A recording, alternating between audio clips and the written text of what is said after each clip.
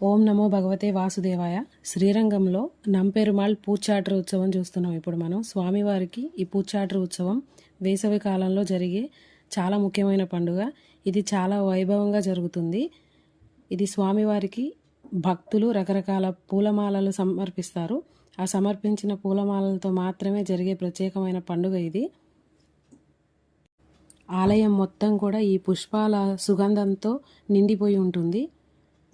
స్వామివారికి మరియు అమ్మవారికి ఇద్దరికి కలిపి ఈ పూచాట్ర ఉత్సవం జరుగుతుంది. స్వామివారికి అలాగే అమ్మవారికి కూడా భక్తులు సమర్పించిన పూలమాలలతో మాత్రమే ఈ ఉత్సవం జరుపుతారు. ఉత్సవం అయిపోయిన తర్వాత మళ్ళీ తిరిగి పూమాలలన్నీ భక్తులకు సమర్పిస్తారు. వారి పూమాలను తీసుకొని ప్రసాదంగా భావించి ఎంతో సంతోషపడతారు. స్వామి అమ్మవారు ఇచ్చిన ప్రసాదంగా భావించి.